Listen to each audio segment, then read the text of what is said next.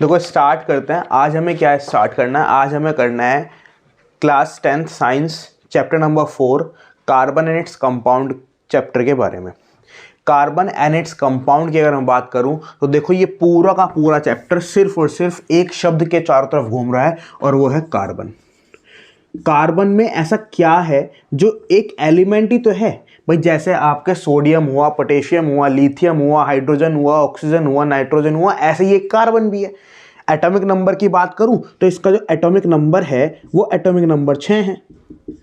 ठीक है ना, एटॉमिक नंबर इसका कितना 6 है। अगर मैं बात करूं उसके इलेक्ट्रॉनिक कॉन्फ़िगरेशन की तो इलेक्ट्रॉनिक कॉन्फ़िगरेशन की 2 4 है। देखा जाए तो ये भी तो एक एलिमेंट ही है। ठीक है ना, जब ये एक एलिमेंट है तो फिर इसके बारे में ऐसा क्या है इसके पास स्पेशल जिसकी वजह से ये पूरा पूरा एक चैप्टर बना दिया। अभी तो चैप्टर बना है, क्लास 12th में पूरी की पूरी एक बुक हो जाएगी जिसका नाम होगा ऑर्गेनिक केमिस्ट्री। आगे पढ़ोगे तो ये पूरी की पूरी केमिस्ट्री की ब्रांच हो जाएगी ऑर्गेनिक केमिस्ट्री के नाम से। तो ऐसा इस कार्बन के पास क्या है एक्स्ट्रा जिसकी वजह से ये इतना इंपॉर्टेंट एलिमेंट बन गया। तो अगर मैं बात करूं कार्बन की, देखो सारी कहानी जो स्टार्ट हुई इस कार्बन की वो इस 4 इलेक्ट्रॉन से स्टार्ट हुई। कैसे हुई जरा ध्यान समझना। जितने भी इलेक्ट्रॉन्स थे, जितने भी एलिमेंट्स थे, चाहे सोडियम हो, पोटेशियम हो, कैल्शियम हो, मैग्नीशियम हो, क्लोरीन हो, फ्लोरीन हो, ब्रोमीन हो, आयोडीन हो, नाइट्रोजन हो, ऑक्सीजन हो, कुछ भी हो, उन सब में एक बात थी, या तो वो कोई इलेक्ट्रॉन्स को दे रहे थे या कोई इलेक्ट्रॉन को ले रहे थे। जैसे फॉर एग्जांपल सोडियम की बात करूं तो सोडियम इलेक्ट्रॉन को डोनेट करता है। क्लोरीन की बात करूं तो वो इलेक्ट्रॉन को गेन करता है। तो या तो इलेक्ट्रॉन दे रहे थे या फिर ले रहे थे। देने लेने के बाद उनके बीच में एक बॉन्ड बन रही थी। That bond is known as ionic bond, जिसको आप पढ़ चुके हो अपने प्रीवियस लेक्चर्स के अंदर। लेकिन फिर इस कार्बन के पास क्या है? अगर मैं बात करूं इस कार्बन की तो कार्बन का कुछ ऐसे स्ट्रक्चर हो रहा है। ये रहा सपोज कार्बन की इलेक्ट्रॉनिक कॉन्फ़िगरेशन है 2 और 4। 2 और 4 है तो पहली शेल में इसके पास इलेक्ट्रॉन जाने वाले हैं 2 इलेक्ट्रॉन। तो मान लिया कि इसके पास 2 इलेक्ट्रॉन ये रहे। अगली शेल में इसके पास आने वाले हैं 4 इलेक्ट्रॉन, क्योंकि 4 बचे हुए हैं तो 1 2 3 4, यानी कि अगली शेल में होगा इसके पास 4 इलेक्ट्रॉन। अब हमने एक लॉ पढ़ा है जिसको बोलते हैं law of Octave. Law of Octave ये बोलता है कि सब किसी भी एलिमेंट को अगर स्टेबल होना है तो वो क्या कर ले, वो अपनी आउटर मोस्ट शेल में 8 इलेक्ट्रॉन को पूरा कर ले। अब इसके बाहर अगर देखें तो इसके पास 8 इलेक्ट्रॉन की कमी है, मतलब 8 इलेक्ट्रॉन को पूरा करने के लिए 4 इलेक्ट्रॉन की कमी है। अब कोई 4 इलेक्ट्रॉन इसे दे दे, ये तो हो नहीं सकता ना। ये 4 इलेक्ट्रॉन ले सकता, क्यों नहीं ले सकता बताऊंगा इसका भी रीजन अभी। तो ना तो कोई 4 इलेक्ट्रॉन इसको दे सकता और ना ये अपने 4 इलेक्ट्रॉन किसी को दे सकता। क्यों बताऊंगा इसका रीजन इसी लेक्चर में, इसी में पॉइंट बताऊंगा आपको मैं। फिलहाल इतना समझ लो कि ना तो ये 4 इलेक्ट्रॉन किसी से ले सकता और ना ही ये 4 इलेक्ट्रॉन किसी को दे सकता। जब ये 4 इलेक्ट्रॉन किसी को नहीं दे सकता, रीजन सुन लो अच्छा हाथ क्या था। ये अगर किसी से 4 इलेक्ट्रॉन ले ले, क्या ले ले, अगर किसी से 4 इलेक्ट्रॉन ले ले, फॉर सपोज एक इलेक्ट्रॉन ये आ रहा है, एक इलेक्ट्रॉन ये आ रहा है, एक इलेक्ट्रॉन ये आ रहा है और एक इलेक्ट्रॉन ये आ रहा है।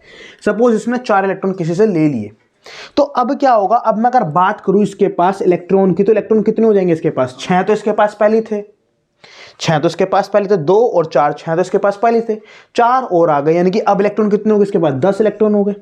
अगर बात करूं प्रोटॉन की तो प्रोटॉन कितने होंगे? प्रोटॉन होंगे उतने जितना उसका एटॉमिक नंबर। एटॉमिक नंबर कितना उसका? 6। तो प्रोटॉन कितने होंगे? 6। अब 6 तो है प्रोटॉन और 10 है इलेक्ट्रॉन। हमने एक बात पढ़ रखी है, आपने एक बात पढ़ी होगी कि जो कोई भी एलिमेंट होता है, कोई भी एलिमेंट जैसे कार्बन ही है, तो उस कार्बन के सेंटर में क्या होता है? न्यूक्लियस होता है। सपोज ये न्यूक्लियस है, ये सब क्या है आपका? न्यूक्लियस है। इस न्यूक्लियस के पास क्या होगा? इस न्यूक्लियस के पास होगा आपका प्रोटॉन्स। क्या होंगे? प्रोटॉन्स। और कितने प्रोटॉन्स होंगे? 6 प्रोटॉन। और इलेक्ट्रॉन कितने हो गए इसके पास? 10 इलेक्ट्रॉन। तो ये 6 प्रोटॉन 10 इलेक्ट्रॉन को कंप्लीटली अपने से बांध के नहीं रख सकते, यानी कि इन इलेक्ट्रॉन्स को बांध के रखता है कौन? न्यूक्लियस। लेकिन यहां पे इलेक्ट्रॉन की संख्या ज्यादा हो गई, 10 इलेक्ट्रॉन हो गए और प्रोटॉन रह गए सिर्फ 6। तो ये क्या हुआ? जिस वजह से प्रोटॉन कम पड़ गए और इलेक्ट्रॉन ज्यादा हो गए, तो ये इसको संभाल नहीं पाया। जैसे कि बिल्कुल उसी हिसाब से कि किसी शहर में चोर तो ज्यादा हो गए और पुलिस रह गई कम, तो होगा क्या? चोरी होगी ही होगी, वो शहर कभी भी स्टेबल हो ही नहीं सकता। क्यों? क्योंकि वहां पे क्या है? चोर ज्यादा हैं और पुलिस कम है, तो वो स्टेबल कंडीशन नहीं हो सकती। तो कुल मिला के इतना तो पक्का हो गया कि ये 4 इलेक्ट्रॉन ले नहीं सकता, यानी कि कोई भी 4 इलेक्ट्रॉन को ले नहीं सकता। डन यहां तक? अब ये 4 इलेक्ट्रॉन दे भी नहीं सकता, चलो जी ले तो सकता नहीं, अब हमने सोचा कि चलो एक काम करो, इसके 4 इलेक्ट्रॉन निकलवा दो, जो 4 इलेक्ट्रॉन ये आखिरी के शेल में इनको निकलवा दो। जब इनको इलेक्ट्रॉन को निकलवाने के लिए देखा तो इनको इलेक्ट्रॉन्स को निकलवाने के लिए एक एनर्जी की रिक्वायरमेंट पड़ती है। क्यों पड़ती है? कि न्यूक्लियस जो होता है इन इलेक्ट्रॉन्स को अपने से बांध के रखता है with the help of binding energy. इसको बोलता है बाइंडिंग एनर्जी। यानी कि कोई भी इलेक्ट्रॉन उसके चारों तरफ जो शेल में होते हैं वो न्यूक्लियस से क्या होते हैं, बंधे होते हैं, और जब वो न्यूक्लियस से बंधे होते हैं तो उस एनर्जी को बोलते हैं बाइंडिंग एनर्जी। तो इस इलेक्ट्रॉन्स को निकलवाने के लिए एनर्जी जब देखी गई तो वो एनर्जी बहुत ज्यादा चाहिए। यानी कि अगर हमें इन 4 इलेक्ट्रॉन को यहां से निकलवाना है तो उसके लिए एनर्जी की रिक्वायरमेंट बहुत ज्यादा पड़ी। तो इतनी ज्यादा एनर्जी हमें चाहिए अगर इन इलेक्ट्रॉन्स को निकलवाना है, तो इतनी एनर्जी हम इसको नहीं दे पा रहे, ठीक है ना, जिस वजह से ये 4 इलेक्ट्रॉन्स दे भी नहीं सकता। तो ना तो ये 4 इलेक्ट्रॉन दे सकता और ना ही ये 4 इलेक्ट्रॉन ले सकता। तो फिर हुआ क्या? फिर इसने अपने जैसा कोई और एलिमेंट ढूंढा, या फिर कोई भी एक ऐसा एलिमेंट ढूंढा जिसने क्या काम करा, जिसने इसके साथ शेयरिंग कर ली। क्या कर ली? इसके साथ शेयरिंग कर ली। जैसे फॉर एग्जाम्पल आपको 1 करोड़ का मकान लेना है और आपके पास 50 लाख रुपए हैं। अब आप क्या करोगे? एक दूसरा बंदा है, उसके पास भी 50 लाख रुपए हैं और आपके पास भी 50 लाख रुपए हैं। तो क्या आप अपने 50 लाख रुपए उसे दे दोगे कि भाई ले तू मकान ले ले? नहीं लेने के। क्या वो 50 लाख आपको दे देगा कि ले भाई मैं तो ले रहा तू ले ले? ऐसा भी नहीं हो सकता। आप क्या करोगे? आप दोनों मिलके उस मकान को ले लोगे। 50 लाख आपके, 50 लाख उसके, 1 करोड़ होके मकान तैयार।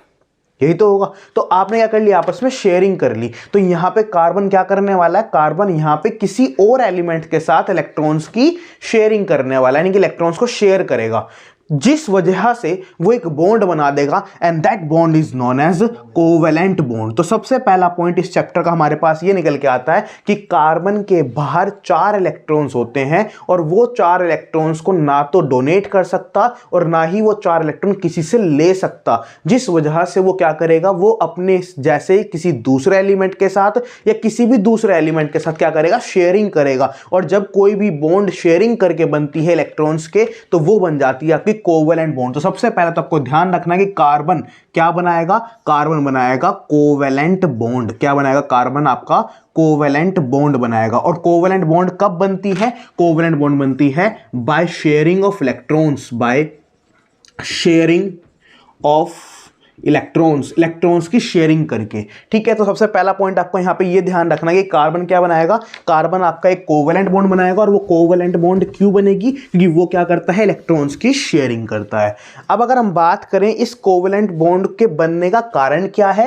कारण सिंपल एक है, ना तो कार्बन 4 इलेक्ट्रॉन्स को दे सकता और ना ही कार्बन किसी से 4 इलेक्ट्रॉन्स को ले सकता। तो फिर ये कोवेलेंट बॉन्ड जो बनी है, इस कोवेलेंट बॉन्ड के बनने का रीजन क्या है? रीजन की अगर मैं बात करूं तो सबसे पहला रीजन तो है बाय क्या नाम, शेयरिंग ऑफ इलेक्ट्रॉन्स। क्या है आपका? Sharing of electrons. लेकिन आपको यहां पे ध्यान रखना है क्या, कि कार्बन कोई भी 4 इलेक्ट्रॉन्स को डोनेट नहीं कर सकता। एक बात बताओ, अगर सोडियम की बात करूं तो सोडियम कितने इलेक्ट्रॉन को डोनेट करता है? 1 इलेक्ट्रॉन को। तो हम क्या लिखते हैं? हम ऐसे लिखते हैं ना, Na1 पॉजिटिव, ठीक है ना। तो अब कार्बन क्या है? कार्बन 4 इलेक्ट्रॉन्स को डोनेट नहीं कर सकता। अगर कार्बन 4 इलेक्ट्रॉन को डोनेट नहीं कर सकता तो कार्बन C4 पॉजिटिव नहीं बना सकता। क्या नहीं बना सकता? C4 पॉजिटिव आयन नहीं बना सकता, क्योंकि जब कोई इलेक्ट्रॉन्स को डोनेट कर देता है तो उसके पास पॉजिटिव चार्ज आता है। तो यहां पे क्या लिखा हमने? C4 positive. C4 पॉजिटिव का मतलब क्या है? कि 4 इलेक्ट्रॉन्स डोनेट कर रहे हैं, लेकिन कार्बन तो 4 इलेक्ट्रॉन डोनेट कर ही नहीं सकता। तो हम क्या लिख देंगे? इसका रीजन क्या है? Because carbon does not form, carbon नहीं बना सकता। क्या नहीं बना सकता? C4 positive. वो क्या नहीं बना सकता? C4 पॉजिटिव नहीं बना सकता। C4 पॉजिटिव का मतलब वो 4 इलेक्ट्रॉन्स को डोनेट नहीं कर सकता। ऐसी अगर मैं बात करूं क्लोरीन की, तो क्लोरीन को हम ऐसे लिखते हैं ना, Cl1 नेगेटिव। इसका मतलब क्या होता है? कि उसने 1 इलेक्ट्रॉन किसी से ले लिया। क्या कर दिया? उसने 1 इलेक्ट्रॉन किसी से ले लिया। और जब कोई इलेक्ट्रॉन लेता है तो इसका मतलब उसके पास नेगेटिव आता है। तो कार्बन को हम क्या लिख सकते हैं? C4 negative. C4 नेगेटिव का मतलब क्या होगा? कि वो किसी से 4 इलेक्ट्रॉन ले रहा है। और अभी बताया कार्बन किसी से 4 इलेक्ट्रॉन नहीं ले सकता, तो ये भी नहीं होगा। तो क्या है? क्या लिखेंगे इसके अंदर? Carbon does not form C4 positive ion और C4 नेगेटिव आयन। वो ना तो C4 पॉजिटिव आयन बना सकता और ना ही वो C4 नेगेटिव आयंस बना सकता। क्यों नहीं बना सकता? बिकॉज बिकॉज क्यों नहीं बना सकता जरा बताओगे? बिकॉज सिंपल सी बात है, अगर वो C4 पॉजिटिव आयन बनाएगा यानी कि 4 इलेक्ट्रॉन्स को डोनेट करेगा तो डोनेट करने के लिए उसको एक एनर्जी चाहिए और उतनी एनर्जी वो नहीं दे सकता। और C4 नेगेटिव आयन क्यों नहीं बना सकता? क्योंकि अगर उसने C4 नेगेटिव आयन बनाया इसका मतलब है कि उसने 4 इलेक्ट्रॉन किसी से ले लिए, और जब वो 4 इलेक्ट्रॉन ले लेगा तो प्रोटॉन कम हो जाएंगे, इलेक्ट्रॉन ज्यादा हो जाएंगे, वो एलिमेंट अनस्टेबल हो जाएगा। तो ये भी नहीं हो सकता। तो क्या करेंगे? बिकॉज कार्बन जो होगा वो C4 पॉजिटिव आयन नहीं बना सकता। C4 पॉजिटिव आयन का मतलब वो 4 इलेक्ट्रॉन्स को डोनेट नहीं कर सकता, क्योंकि डोनेट करने के लिए उसको उतनी अमाउंट ऑफ एनर्जी की रिक्वायरमेंट होगी जो उसके पास नहीं होगी। तो वो जाहिर सी बात है वो इलेक्ट्रॉन्स को डोनेट तो नहीं कर सकता। दूसरा है C does not form C4 negative ion, यानी कि वो 4 इलेक्ट्रॉन्स को ले भी नहीं सकता। क्यों नहीं ले सकता? क्योंकि अगर उसने उन 4 इलेक्ट्रॉन्स को ले लिया तो इलेक्ट्रॉन्स तो हो जाएंगे 10 और प्रोटॉन्स रह जाएंगे 6, और जिस वजह से वो क्या हो जाएगा? आपका अनस्टेबल हो जाएगा। वो 6 प्रोटॉन उन 10 इलेक्ट्रॉन्स को होल्ड नहीं कर पाएंगे। तो ये 2 कारण हैं आपके किसके, जिस वजह से वो क्या बनाता है? आपका कोवेलेंट बॉन्ड बनाता है। ध्यान रखेंगे आप, ठीक है ना? तो ये वो आपका इसका रीजन कोवेलेंट बॉन्ड क्यों बनाता है। अब अगर मैं बात करूं इस कोवेलेंट बॉन्ड की कुछ प्रॉपर्टी की, तो इस कोवेलेंट बॉन्ड की कुछ प्रॉपर्टीज होती हैं, और वे प्रॉपर्टीज कौन कौन सी हैं? जैसे आपको याद हो तो आपने आयनिक कंपाउंड की प्रॉपर्टीज के बारे में पढ़ा था कि उनके पास क्या मेल्टिंग पॉइंट होता है, क्या बॉइलिंग पॉइंट होता है, सब कुछ आपने उसके बारे में पढ़ा था। ऐसे अगर मैं बात करूं कोवेलेंट बॉन्ड की प्रॉपर्टीज के बारे में, तो कोवेलेंट बॉन्ड की पहली प्रॉपर्टी तो आपको ये ध्यान रखनी है, it do not conduct electricity. तो ये क्या करता है? Do not conduct electricity. और ये इसकी जो प्रॉपर्टी है वो बहुत ही ज्यादा इंपॉर्टेंट है।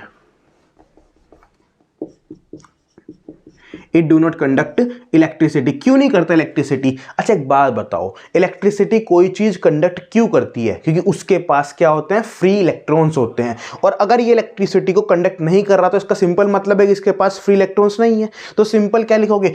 Do not conduct electricity because, क्यों नहीं है? Because of lack of free electrons, क्योंकि उसके पास इलेक्ट्रॉन्स नहीं है, फ्री इलेक्ट्रॉन्स नहीं है, जिस वजह से वो करंट को पास नहीं करता। दूसरी प्रॉपर्टी की बात करें तो ये क्या होता है? नॉट सॉल्यूबल, ये पानी में नहीं घुलते। नॉट सॉल्यूबल इन वाटर, ये पानी में नहीं घुलते। तो दूसरी प्रॉपर्टी क्या याद रखोगे आप? नॉट सॉल्यूबल इन वाटर, वो पानी में नहीं घुलते। फिर किस में घुलते हैं? वे घुलते हैं आपके जैसे कि पेट्रोल में घुल जाएंगे, डीजल में घुल जाएंगे, लेकिन पानी में नहीं घुलेंगे, ठीक है ना? नेक्स्ट पॉइंट की अगर हम बात करें तो ये क्या होता है? Not strong. जो ये बॉन्ड होती है आपकी कोवेलेंट बॉन्ड, ये स्ट्रॉन्ग नहीं होती। अगर आपने हल्का सा टेम्परेचर दिया तो ये टूट जाएगी, आपने हल्का सा बॉईल कर दिया तो ये टूट जाएगा, आपने जरा सी फोर्स लगाई ये टूट जाएगी, यानी कि ये बॉन्ड स्ट्रॉन्ग नहीं होती। और फोर्थ पॉइंट आपका ये ध्यान रखेंगे, इसके पास क्या होता है? Low melting point and boiling point. इसके पास मेल्टिंग पॉइंट और बॉइलिंग पॉइंट भी कैसे होते हैं? आपके लो होते हैं। तो यानी कि इसके पास ये 4 प्रॉपर्टी आपको ध्यान रखने जो एग्जाम के लिए भी इंपॉर्टेंट है, और साथ ही साथ एनसीईआरटी का क्वेश्चन भी कवर करेंगे, ठीक है? तो सबसे पहले हमने पढ़ा कि कार्बन के कौन सी बॉन्ड बनाता है? कोवेलेंट बॉन्ड बनाता है, और उसके रीजन क्या है? वो ये रीजन हो गए। और उसके बाद कोवेलेंट बॉन्ड की प्रॉपर्टीज कौन कौन से हो सकते हैं वो आपने ये पढ़ा, ठीक है ना? अब अगर बात करें कोवेलेंट बॉन्ड कितने तरह की होती हैं, तो कार्बन अगर हम बात करें कोवेलेंट बॉन्ड की तो हम बात करेंगे टाइप्स ऑफ कोवेलेंट बॉन्ड। तो कोवेलेंट बॉन्ड कितने तरह की होती हैं? अगर हम यहां पे बात करें तो कोवेलेंट बॉन्ड कितने तरह की होती हैं, आइए देखते हैं। सबसे पहले अगर हम बात करें कोवेलेंट बॉन्ड की, तो कोवेलेंट बॉन्ड 3 तरह की होती हैं। कौन कौन सी होती हैं? एक तो होती है कोवेलेंट बॉन्ड सिंगल बॉन्ड। कैसी बॉन्ड होती है? Single bond. एक होती है आपकी डबल बॉन्ड, और एक होती है आपकी ट्रिपल बॉन्ड। तो हमारे पास कोवेलेंट बॉन्ड कितनी तरह की है? हमारे पास कोवेलेंट बॉन्ड हमारे पास 3 तरह की हैं, single bond, double bond, triple bond. अगर सिंगल बॉन्ड की बात करें तो सिंगल बॉन्ड का एग्जाम्पल आप याद रख सकते हो, क्या? Fluorine F2, Cl2, H2। तो ये तीनों एग्जाम्पल किसके याद रखोगे आप? सिंगल बॉन्ड के। और भी बहुत सारे एग्जाम्पल हो सकते हैं, ये तो कुछ आपके एग्जाम्पल्स के रूप में मैंने यहाँ पे लिख दिए। डबल बॉन्ड की बात करें तो डबल बॉन्ड में आ जाएगा आपका O2, CO2 etcetera. Triple bond की बात करें तो ट्रिपल बॉन्ड में आपके पास आ जाएगा N2, नाइट्रोजन। ठीक है ना। तो ये आपके कुछ एग्जाम्पल लिख दिए मैंने यहाँ पर, सिंगल बॉन्ड, डबल बॉन्ड और ट्रिपल बॉन्ड के। अब इस single bond, double bond, triple bond का मतलब क्या है, इसको कैसे रिप्रेजेंट करते हैं, वो अभी हम यहाँ पे इस लेक्चर में कंप्लीट करेंगे। तो सिंपल यहाँ तक हमें याद रखना है कि हमारे पास कितने तरह की कोवैलेंट बॉन्ड होती है, 3 टाइप्स की कोवैलेंट बॉन्ड होती है, single bond, double bond, triple bond, ठीक है ना। अब ये बॉन्ड बनती कैसे है, इस बॉन्ड को रिप्रेजेंट कैसे करते हैं, इन सब के स्ट्रक्चर्स क्या होंगे, वो हमें इसी लेक्चर में कंप्लीट करेंगे। यहां तक कोई दिक्कत? अब हमें क्या करना है, अब हमें इलेक्ट्रॉन डॉट स्ट्रक्चर, हमें पता लगाना है कि हम कोई भी कंपाउंड है उस कंपाउंड का स्ट्रक्चर कैसे होगा। तो किसी भी कंपाउंड की बॉन्डिंग को रिप्रेजेंट करने के लिए हमारे पास एक तरीका होता है जिसको बोलते हैं हम इलेक्ट्रॉन डॉट स्ट्रक्चर। तो वो इलेक्ट्रॉन डॉट स्ट्रक्चर क्या होता है, किस तरह से हम उसको रिप्रेजेंट करते हैं, तो सिंपल शब्दों में अगर मैं बात करूँ तो इलेक्ट्रॉन डॉट स्ट्रक्चर हमारा सिंपल एक ऐसा स्ट्रक्चर होता है जो हमें ये बताता है कि किसी भी कंपाउंड में कौन कितने इलेक्ट्रॉन देगा, कितने इलेक्ट्रॉन शेयर करेगा, कितने इलेक्ट्रॉन्स के बीच में शेयरिंग करके कौन सी बॉन्ड बनेगी। तो ये सब कुछ इंफॉर्मेशन जो देता है वो कहलाता है आपका इलेक्ट्रॉन डॉट स्ट्रक्चर। जैसे for example electron dot structure की अगर मैं बात करूं तो एक एग्जांपल ले लेते हैं सबसे पहले CH4 की। CH4 का इलेक्ट्रॉन डॉट स्ट्रक्चर अगर हम बात करें तो कैसे करोगे, देखो C है, C जब भी लगे आप समझ जाना कि कार्बन के बाहर आपके 4 इलेक्ट्रॉन्स होते हैं, आउटर मोस्ट शेल में 4 इलेक्ट्रॉन होंगे, तो उसके पास जो बॉन्ड होंगी वो 4 बॉन्ड हो सकती हैं। तो आप इसको सबसे पहले तो जब भी कोई कार्बन आपको दिखे तो उसके बाहर समझ जाना कि इसके बाहर कितने बॉन्ड होने चाहिए, 4 बॉन्ड होनी चाहिए। तो 4 बॉन्ड हमारे पास ये आ चुकी है। अब कितने हाइड्रोजन है, 4 हाइड्रोजन है, तो हर एक बॉन्ड पे एक एक हाइड्रोजन लगा देंगे, तो ये बन जाएगा सिंपल CH4 यानी कि मीथेन। इसको क्या बोलते हैं हम अपना, मीथेन बोलते हैं। तो इसका सिंपल ये स्ट्रक्चर बन जाएगा। अब ये लेकिन ये इलेक्ट्रॉन डॉट स्ट्रक्चर नहीं है, इसको इलेक्ट्रॉन डॉट स्ट्रक्चर बनाने के लिए हम क्या करेंगे, सबसे पहले हम यहाँ पे देखिए कौन लगा हुआ है, कार्बन। तो कार्बन हमारे पास ये आ गया, कार्बन की शेल ये हो गई। अब देखो कैसे करोगे, जहां जहां आपको हाइड्रोजन दिख रहा है वहां वहां आप अपना एक बॉन्ड बना दो। जैसे फॉर एग्जांपल यहाँ पे लगा हुआ है, ये बन गया हमारा यहाँ पे एक हाइड्रोजन, एक यहाँ लगा हुआ है, सपोज एक ये लग गया आपका हाइड्रोजन, एक यहाँ लगा हुआ है, सपोज यहाँ लग गया आपका एक हाइड्रोजन, एक यहाँ पे लगा हुआ है, एक हाइड्रोजन आपका यहाँ पे लग गया, ठीक है ना। अभी हमने सिर्फ उसको देख के यहाँ पे ये बनाया। अब जब भी आप देखो कि एक बॉन्ड लगी हुई है, यहाँ पे एक बॉन्ड है, यहाँ पे भी एक बॉन्ड है, यहाँ पे भी एक बॉन्ड है, यहाँ पे भी एक बॉन्ड है, तो जब भी आपको एक बॉन्ड दिख जाए तो समझ जाना वहाँ पे कितने इलेक्ट्रॉन्स है, आपके 2 इलेक्ट्रॉन्स है। अगर आपको कहीं पर एक बॉन्ड मिलती है तो इसका सिंपल मतलब है वहाँ पे 2 इलेक्ट्रॉन्स क्या हो चुके हैं, शेयर हो चुके हैं। तो यहाँ पे एक बॉन्ड बनी हुई है, तो यहाँ पे कितने इलेक्ट्रॉन्स शेयर हो जाएंगे, 2 इलेक्ट्रॉन्स। यहाँ पे कितने, 2 इलेक्ट्रॉन्स। यहाँ पे कितने, 2 इलेक्ट्रॉन्स। यहाँ पे कितने, 2 इलेक्ट्रॉन्स। तो ये हो जाएगा आपका electron dot structure for the methane, ठीक है। तो ये आपको इलेक्ट्रॉन डॉट स्ट्रक्चर यहाँ पे याद रखना है। नेक्स्ट अगर हम बात करें और किसी का बना के देखें, फॉर एग्जाम्पल एक बार बना के देखते हैं अपना इथेन का।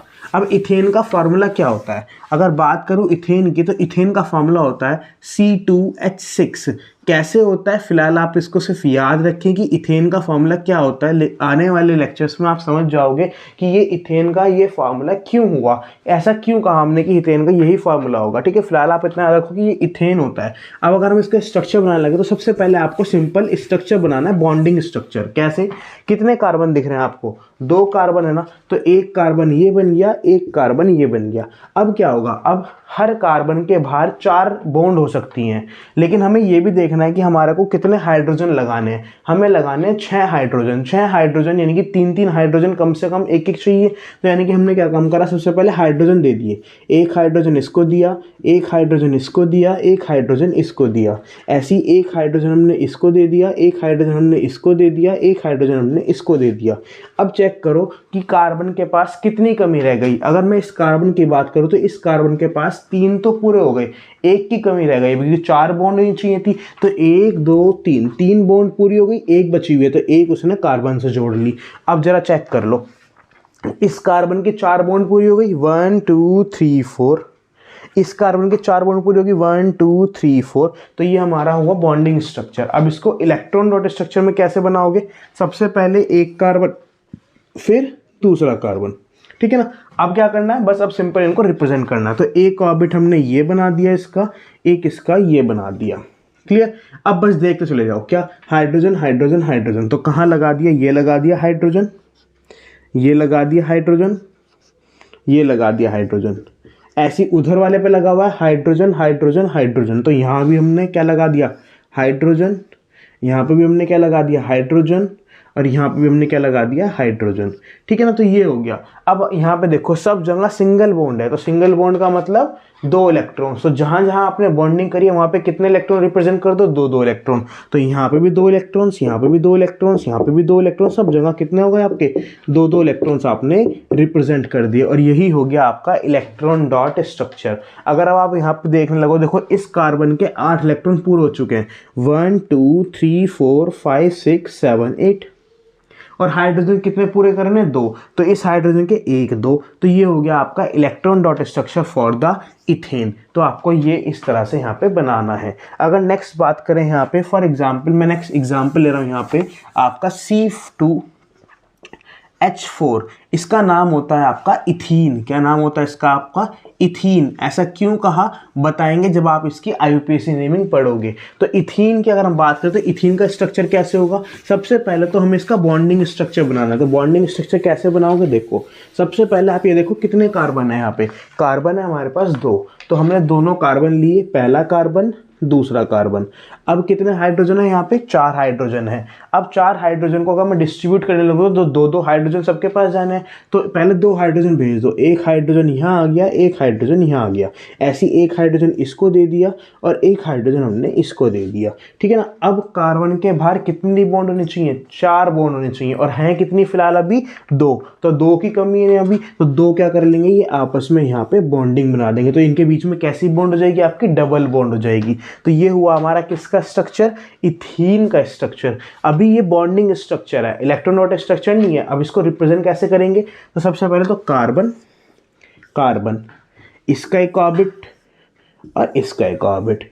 अब हाइड्रोजन हाइड्रोजन कहाँ है, ये रहा हाइड्रोजन, ये रहा हाइड्रोजन, और कहाँ पे है, हाइड्रोजन हाइड्रोजन, यानी कि एक हाइड्रोजन यहाँ पे आ गया और एक हाइड्रोजन हमारा यहाँ पे आ गया। अब जहाँ पे सिंगल बॉन्ड है वहाँ पे आप 2 इलेक्ट्रॉन शो करेंगे, और जहाँ पे डबल बॉन्ड है वहाँ पे 4 इलेक्ट्रॉन, क्योंकि एक बॉन्ड का मतलब 2 इलेक्ट्रॉन और 2 बॉन्ड का मतलब 4 इलेक्ट्रॉन। तो क्या करोगे, देखो यहाँ पे कैसी बॉन्ड है, सिंगल बॉन्ड है ना, तो सिर्फ 2 इलेक्ट्रॉन, यहाँ पे भी सिंगल बॉन्ड है तो 2 इलेक्ट्रॉन, यहाँ पे डबल बॉन्ड है तो कितने इलेक्ट्रॉन रिप्रेजेंट करेंगे, 4 इलेक्ट्रॉन, तो 1 2 3 4। ठीक है, बाकी सब 2 2। तो ये होगा आपका electron dot structure for ethene. ठीक है ना, तो ये आपको इस तरह से यहाँ पे बनाना है। नेक्स्ट अगर हम बात करें तो नेक्स्ट हम देख लेते हैं एक इथाइन का। इथाइन का फॉर्मूला होता है आपका C2H2, इसको बोलते हैं इथाइन। अब इस इथाइन का स्ट्रक्चर कैसे होगा, इस इथाइन के स्ट्रक्चर की बात करें सबसे पहले हम इसका बॉन्डिंग स्ट्रक्चर बनाएंगे। बॉन्डिंग स्ट्रक्चर कैसे बनेगा, देखो बॉन्डिंग स्ट्रक्चर कैसे बनेगा, सबसे पहले C2 यानी कि 2 कार्बन है, एक ये रहा एक ये रहा। अब कितने हाइड्रोजन है, 2 हाइड्रोजन है, तो एक हाइड्रोजन एक को, एक हाइड्रोजन एक को, तो एक हाइड्रोजन हमने इसको दे दिया और एक हाइड्रोजन हमने इसको दे दिया।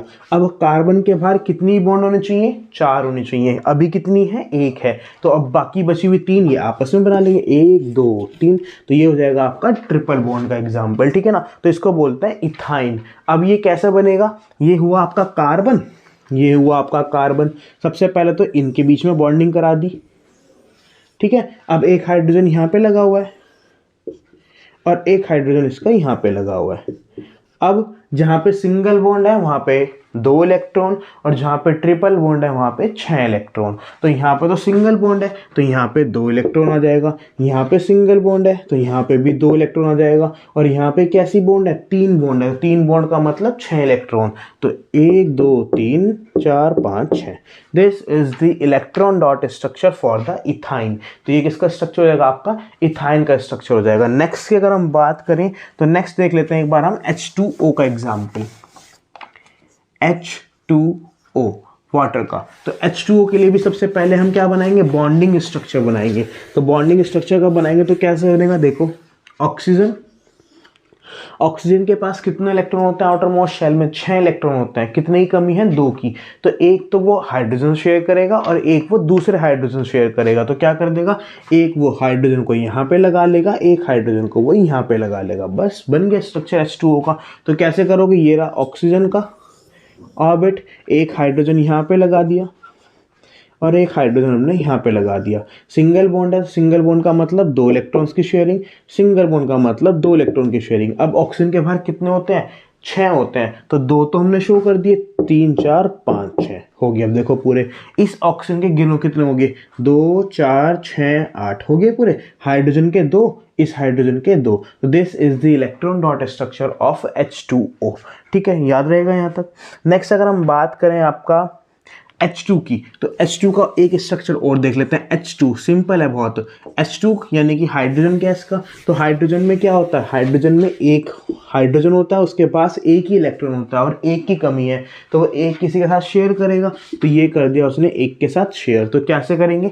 हाइड्रोजन यहाँ पे आ गया और एक हाइड्रोजन आपका यहाँ पे आ गया। कितने बॉन्ड लगी हुई है? सिंगल बॉन्ड, तो कितने इलेक्ट्रॉन? 2 इलेक्ट्रॉन्स। हो गया पूरा electron dot structure of hydrogen. ठीक है ना। तो ये कुछ इलेक्ट्रॉन डॉट स्ट्रक्चर है जो भी फिलहाल आपको याद रखने हैं। और भी बहुत सारे इलेक्ट्रॉन डॉट स्ट्रक्चर हैं जिनको आपको बनाना पड़ेगा एग्जाम में, लेकिन फिलहाल अभी स्टार्टिंग में हो आप इस चैप्टर के, तो अभी सिर्फ आपको सिंपल से याद रखना है। जब आप फंक्शनल ग्रुप्स के बारे में पढ़ोगे तब आपके पास और भी बहुत सारे इलेक्ट्रॉन डॉट स्ट्रक्चर आएंगे। जब आएंगे तब आपको आने वाले लेक्चर्स में करा दिया जाएगा। ठीक है ना। देखो नेक्स्ट हेडिंग क्या है हमारे पास? नेक्स्ट हेडिंग है हमारे पास allotropes of carbon.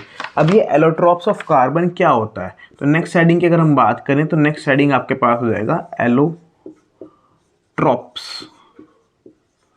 Of carbon. Allotropes of carbon का मतलब क्या है? देखो हमने ये बात तो पढ़ ली कि कार्बन से जुड़ के बहुत सारे कंपाउंड बनाता है, लेकिन जब कुछ कंपाउंड जो बनते हैं, जिन कंपाउंड्स के पास क्या हो, आपकी जो कह सकते हैं फिजिकल स्टेट है वो तो अलग अलग हो, यानी कि जो उनके पास फिजिकल स्टेट है वो डिफरेंट हो जाए। फिजिकल स्टेट कैसी हो जाए? आपकी डिफरेंट हो जाए, यानी कि अलग अलग हो, यानी कि देखने में, उनके नेचर में वे सब कैसे बिहेव करें, अलग अलग बिहेव करें। और जो उनकी केमिकल स्टेट्स हो, यानी कि जो उनकी केमिकल प्रॉपर्टीज़ हो, वो सारी की सारी कैसी हो आपकी? वो सारी की सारी सेम हो जाए। यानी कि हम ये कह सकते हैं कि जब हमारा कोई भी कार्बन के 2 कंपाउंड, सपोज किया हमारे पास एक कार्बन का कंपाउंड X है और एक कार्बन का कंपाउंड Y है, हमें नहीं पता, कुछ भी हो सकता है, वो कोई भी 2 कंपाउंड है और इन दोनों कंपाउंड के पास जो फिजिकल स्टेट है, फिजिकल स्टेट का मतलब जो फिजिकल प्रॉपर्टीज़ हैं वो तो कैसी है हमारे पास? अलग अलग, यानी कि डिफरेंट है। और जो हमारे पास केमिकल स्टेट्स हैं, इसके लिए जो केमिकल प्रॉपर्टीज़ हैं वो सारी की सारी कैसी हैं? इनकी सेम है। तो इन दोनों को हम कह देंगे कि ये दोनों एक दूसरे के क्या हैं? आपके एलोट्रॉप्स हैं। क्या है? दोनों एक दूसरे के एलोट्रॉप्स। तो सिंपल शब्दों में एलोट्रॉप्स हमारे कार्बन के वो होते हैं, वो कंपाउंड होते हैं जिनके पास फिजिकल प्रॉपर्टी तो क्या हो? अलग अलग हो, यानी कि कोई टाइट होगा, कोई सॉफ्ट होगा, कोई चमकता होगा, कोई काला होगा, यानी कि देखने का जो फिजिकल प्रॉपर्टीज़ हैं वो तो सबकी कैसी होनी चाहिए? अलग अलग होनी चाहिए। लेकिन जो उनकी केमिकल प्रॉपर्टीज़ हैं, यानी कि जब उनको केमिकली रिएक्शन कराते हैं किसी के साथ, तो वे सभी के सभी एक ही तरह बिहेव करते हैं, तो उन सबको बोला जाता है एलोट्रॉप्स ऑफ कार्बन। अगर बात करें तो हमारे पास मेनली कार्बन के 3 एलोट्रॉप होते हैं। सबसे पहला एलोट्रॉप होता है आपका diamond. Diamond is the allotrope of carbon. दूसरे एलोट्रॉप की बात करें तो दूसरा एलोट्रॉप हमारे पास है आपका ग्रेफाइट। तो graphite is the another allotrope of carbon. और नेक्स्ट अगर हम बात करें तो नेक्स्ट हमारे पास है बकमिंस्टर फुल्रेंस, BUCK, बकमिंस्टर MINST या बकमिंस्टर फुल्रेंस, FULLERENCE। तो बकमिंस्टर फुल्रेंस। हमारे पास ये 3 क्या है? हमारे पास 3 हमारे पास कार्बन के एलोट्रॉप्स हैं। एक का नाम डायमंड है, एक ग्रेफाइट है और एक आपका बकमिंस्टर फुल्रेंस है। इस बकमिंस्टर फुल्रेंस को हम C60 के नाम से भी जानते हैं, क्योंकि ये कार्बन के 60 एटम से मिलके बना होता है, यानी कि 60 कार्बन अलग अलग डिफरेंट स्ट्रक्चर्स की फॉर्म में जुड़कर एक कंपाउंड बनाता है, जिसको हम बकमिंस्टर फुल्रेंस भी बोलते हैं। तो ये हमारे पास कुल मिला के कार्बन के 3 एलोट्रॉप्स हैं जिनकी फिजिकल प्रॉपर्टी सबकी क्या है? अलग अलग है। कोई चमकता है, कोई नहीं चमकता, कोई बहुत टाइट है, कोई बहुत सॉफ्ट है, किसी के पास लुब्रिकेंट प्रॉपर्टी है, किसी के पास लुब्रिकेंट प्रॉपर्टी नहीं है। अभी सब बताएंगे इसके बारे में, लेकिन फिलहाल इतना समझो कि इन तीनों के पास फिजिकल प्रॉपर्टी क्या है? आपकी अलग अलग है, लेकिन केमिकल प्रॉपर्टी सबकी सेम है। तो इसी वजह से ये तीनों क्या कहलाए? आपके कार्बन के एलोट्रॉप कहलाए। अगर मैं बात करूँ डायमंड की, तो ध्यान रखना डायमंड के बारे में आपको कुछ बात याद रखनी है। जैसे सबसे पहली बात आपको ये ध्यान रखनी है कि इसके अंदर हर एक कार्बन एटम जो होगा, ईच कार्बन एटम, जितने भी कार्बन एटम होंगे, यानी उसमें प्रत्येक कार्बन एटम क्या होगा, 4 अदर कार्बन एटम से जुड़ा होगा, अदर कार्बन एटम्स, यानी कि हमारा जितने भी ईच कार्बन एटम, जितने भी कार्बन एटम होंगे वो ज्वाइन हो रहे होंगे, क्या हो रहे होंगे, ज्वाइन हो रहे होंगे। मैं यहाँ पे लिख देता हूँ क्या, कि each carbon atom joined with 4 other carbon atom, with 4 other carbon atom, यानी कि जितने भी हमारे कार्बन एटम होंगे वे सारे के सारे, उनमें प्रत्येक कार्बन एटम क्या होगा, और 4 कार्बन से जुड़ा होगा। सपोज करो एक कार्बन है वो 4 कार्बन से जुड़ा होगा, फिर वो एक कार्बन फिर और 4 कार्बन से, यानी कि हर एक कार्बन 4 कार्बन से जुड़ा होगा किसके अंदर, डायमंड के अंदर। अगर मैं बात करूं इसकी, तो ये जो आपका होता है, ये डायमंड सबसे हार्डेस्ट है, यानी कि ये सबसे हार्डेस्ट एलोट्रोप है हमारा कार्बन का, और ये भी कह सकते हैं कि ये बहुत काफ़ी हार्ड सब्सटेंस माना गया है अब तक का, ठीक है ना। नेक्स्ट अगर हम बात करें तो इसका जो स्ट्रक्चर होता है, यानी कि जिसके क्रिस्टल्स होते हैं, इसके जो क्रिस्टल्स होते हैं वो कैसे होते हैं, वो आर ऑक्टाहेड्रल्स, कैसे होते हैं आपके, ऑक्टाहेड्रल, यानी कि इसकी जो शेप होती है वो आपकी ऑक्टाहेड्रल होती है। देखो कुछ शेप आपकी ऑक्टाहेड्रल होती है, कुछ शेप आपकी हेक्सागोनल होती है, कुछ शेप आपकी स्क्वायर बायपिरामिडल होती है। फिलहाल सिर्फ आपको इनके बारे में नहीं पढ़ना, इनके बारे में आप केमिस्ट्री में पढ़ोगे क्लास 11th के अंदर। फिलहाल तो सिर्फ आपको इतना याद रखना है कि डायमंड का जो क्रिस्टल्स होता है वो कैसा होता है, आपका ऑक्टाहेड्रल होता है, दैट्स इट। ऑक्टाहेड्रल होता है, साथ ही साथ ये कलरलेस होता है, इसका कोई भी कलर नहीं होता, डायमंड का कोई कलर नहीं होता, और साथ ही साथ ये ट्रांसपेरेंट होता है। कैसा होता है ये आपका, ट्रांसपेरेंट होता है। तो ये 3 प्रॉपर्टी आपको यहाँ पे डायमंड के बारे में याद रखनी है, कि जो क्रिस्टल्स होते हैं वो कैसे होते हैं, ऑक्टाहेड्रल होते हैं, कलरलेस होते हैं, और इनका ये कैसे होते हैं, ट्रांसपेरेंट होते हैं, आर पार आप इनको देख सकते हो, और देखते भी आप, सिंपल सी बात है, ठीक है ना। नेक्स्ट अगर हम बात करें तो ये करंट को पास नहीं करते, नॉट कंडक्ट इलेक्ट्रिसिटी। ये तो आपने पहले ही पढ़ रखा है कि डायमंड क्या होता है, इलेक्ट्रिसिटी को पास नहीं करता, तो डायमंड क्या करता है, इलेक्ट्रिसिटी को पास नहीं करता। तो नेक्स्ट प्रॉपर्टी आप याद रखोगे, डू नॉट कंडक्ट इलेक्ट्रिसिटी, ठीक है ना। तो ये 4 प्रॉपर्टी आप कार्बन के बारे में, कार्बन के एलोट्रोप डायमंड के बारे में याद रखोगे। सबसे पहली तो कि हर एक कार्बन 4 कार्बन से जुड़ा होगा, ये सबसे हार्डेस्ट सब्सटेंस है, इसकी जो क्रिस्टल्स होंगे वो ऑक्टाहेड्रल शेप के होंगे, मतलब ऑक्टाहेड्रल अरेंजमेंट पे लगे होंगे, ये कलरलेस होगा और ये ट्रांसपेरेंट भी होगा, और साथ ही साथ ये कोई भी करंट को पास नहीं करेगा। ये प्रॉपर्टी आपकी डायमंड की होती है। अगर वहीं पे हम बात करें ग्रेफाइट की, तो ग्रेफाइट की प्रॉपर्टी क्या होती है, हर एक कार्बन एटम 3 कार्बन से जुड़ा होता है, यानी कि each carbon atom joined with 3 other carbon atom, यानी कि हर एक कार्बन एटम कितने एटम कार्बन से जुड़ा होगा, 3 कार्बन से जुड़ा होगा, यानी कि उसमें तो डायमंड में तो एक कार्बन 4 कार्बन से जुड़ा होता है, और लेकिन ग्रेफाइट के अंदर एक कार्बन 3 कार्बन से जुड़ा होगा, ठीक है ना। नेक्स्ट अगर हम बात करें तो इसका जो क्रिस्टल्स होता है, सॉरी ये होता है आपका सॉफ्ट होता है, कैसा होता है आपका, सॉफ्ट होता है, और साथ ही साथ स्लिपरी होता है। कैसा होता है, स्लिपरी, यानी कि फिसलने वाला यूज होता है, जिस वजह से हम इसको एक लुब्रिकेंट की तरह यूज करते हैं। लुब्रिकेंट का मतलब एक चिकनाहट पदार्थ के रूप में यूज करते हैं। जैसे आपका ग्रीस होता है ना, ग्रीस जो चैन पे लगता है, साइकिल की चैन पे लगता है, जो ग्रीस होता है वो कैसा होता है, वो लुब्रिकेंट होता है। वो क्या करता है, वो चिकनाहट प्रोड्यूस करता है, चिकनाहट देता है। तो ये जो आपका ग्रेफाइट है, इस ग्रेफाइट का जो बरूदा होता है, यानी कि जो चूरा होता है, वो बहुत ही ज़्यादा सॉफ्ट होता है। जैसे फॉर एग्जाम्पल आप देख सकते हैं, जो आपकी पेंसिल है, पेंसिल की जो नोक होती है वो ग्रेफाइटी होती है। अगर आप पेंसिल का जो बरूदा है उसको हाथ से ऐसे मसलने लगे तो क्या होगा, आपको बड़ा सॉफ्ट लगेगा, आपके हाथ फिसलने स्टार्ट हो जाएंगे। तो वो क्या है, उसके पास स्लिपरी प्रॉपर्टी है, जिस वजह से, स्लिपरी का मतलब फिसलने वाली प्रॉपर्टी, जिस वजह से हम उसको कैसे यूज करते हैं, एज अ लुब्रिकेंट यूज करते हैं। तो सॉफ्ट है प्लस स्लिपरी है, जिस वजह से हम क्या यूज करते हैं, यूज एज लुब्रिकेंट। किसकी तरह यूज करते हैं,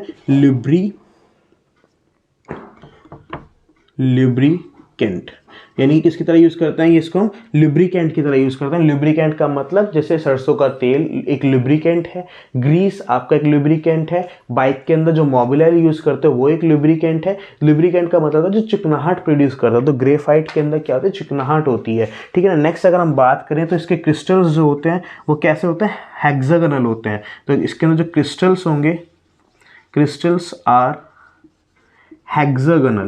हेक्सागोनल, ठीक है ना, हेक्सागोनल स्ट्रक्चर होगा, साथ ही साथ ओपेक होगा।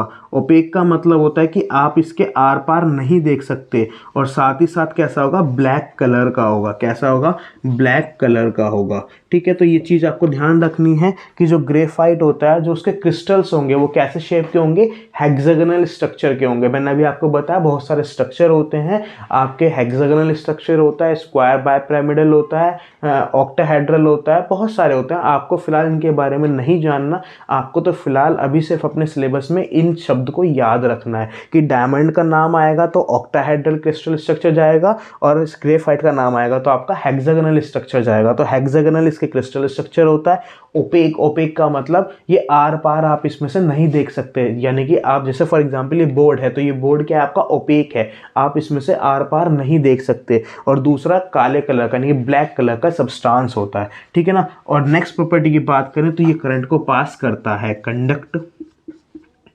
इलेक्ट्रिसिटी, तो ये करंट को भी पास करता है। तो ये प्रॉपर्टी आपको इस ग्रेफाइट की याद रखनी है। तो 4 प्रॉपर्टी आपको डायमंड की याद रखनी है और 4 ही प्रॉपर्टी आपको ग्रेफाइट की याद रखनी है।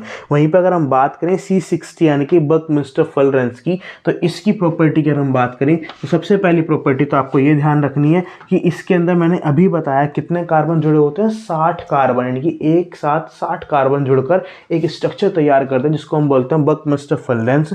तो क्या होता है इसके अंदर, कार्बन देखोगे इसके अंदर जो कार्बन होता है वो कितने कार्बन से जुड़ा होता है, एक कार्बन के झुंड से जुड़ा होता है। और वो कार्बन का झुंड कितने कार्बन का होता है, 60 कार्बन का होता है। और वो क्या करते हैं, वो एक स्फीयर बना देता है, यानी कि आपस में जुड़ जुड़ के क्या बनाते हैं कि स्फीयर, जैसे गोला होता है, आपकी बॉल होती है, बिल्कुल उस तरह का ये स्ट्रक्चर बना देते हैं। ये कैसा होता है, ये आपका एक डार्क सॉलिड होता है। कैसा होता है आपका, डार्क सॉलिड, यानी कि एक तो सॉलिड स्टेट में होगा और साथ ही साथ डार्क होगा। कहाँ पे, रूम टेम्परेचर पे। अगर आप इसको अपने रूम टेम्परेचर पे यानी कि अपने कमरे में देखना चाहें तो एक तो डार्क यानी कि काले कलर का होगा और एक सॉलिड यानी कि ठोस होगा। ठीक है ना। नेक्स्ट अगर हम बात करें तो जो वाटर सोल्यूबल फुलरेंस होता है, water soluble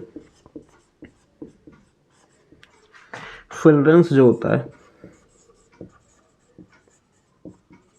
is use to treat HIV। जो फिलरेंस होता है वो क्या करता है, उसमें एक फिलरेंस होता है, वो क्या करता है, वो वाटर सोल्यूबल होता है, यानी कि पानी में घुल जाता है, जिसका हम यूज़ कहाँ कर लेते हैं, HIV एड्स को, जो HIV एक डिसीज़ है उसको ट्रीट करने में हम इसका यूज़ करते हैं। ये वाला पॉइंट थोड़ा सा आप नोट बना के अलग लिख लेंगे, हालांकि एग्ज़ाम में इतना अपर लेवल आपसे नहीं पूछा जाता, लेकिन फिर भी आप इसको पॉइंट को याद रखेंगे। जब आ ही रहा था हमारे पास C60 के बारे में तो ये पॉइंट भी मैंने यहीं पर मेंशन कर दिया। ठीक है ना। तो आपको ध्यान रखना है हमारे पास कार्बन के कितने एलोट्रॉप्स हैं, हमारे पास 3 एलोट्रॉप हैं। सबसे पहला हमारे पास कौन है, डायमंड है। दूसरा अगर हम बात करें तो हमारे पास ग्रेफाइट है। और तीसरा अगर हम बात करें तो हमारे पास C60 यानी कि बकमिस्टर फुलरेंस है।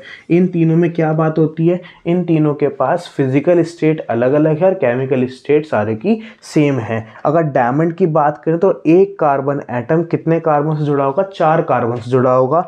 ग्रेफाइट में एक कार्बन एटम 3 कार्बन से जुड़ा होगा। और जबकि बकमिस्टर फुलरेंस में एक कार्बन एटम 60 कार्बन एटम्स के क्लस्टर से जुड़ा होगा। ठीक है ना। ये जो होता है आपका हार्डेस्ट सब्सटेंस होता है, ये आपका सॉफ्ट साथ ही साथ स्लिपरी होता है, जिस वजह से हम इसको लुब्रिकेंट में यूज करते हैं। ठीक है ना। इसका जो क्रिस्टल होता है वो आपका ऑक्टाहेड्रल स्ट्रक्चर का होता है। इसका जो क्रिस्टल्स होते हैं वो आपके हेक्सागोनल स्ट्रक्चर के होते हैं। इसका जो क्रिस्टल होता है वो आपका कलरलेस होता है, जबकि इसका जो स्ट्रक्चर होता है ब्लैक कलर का होता है। इसका जो क्रिस्टल होता है डायमंड का वो ट्रांसपेरेंट होता है, जबकि इसका जो स्ट्रक्चर होता है वो आपका ओपेक होता है, यानी कि आप इसमें से आर पार नहीं देख सकते। ठीक है ना। अगर बात करें, ये डायमंड करंट को पास नहीं करता, जबकि ग्रेफाइट क्या करता है, करंट को पास कर देता है। ठीक है। तो ये आपको 3 एलोट्रॉप्स हैं कार्बन के, जिनकी प्रॉपर्टीज आपको याद रखनी है। हो जाएगा यहाँ तक।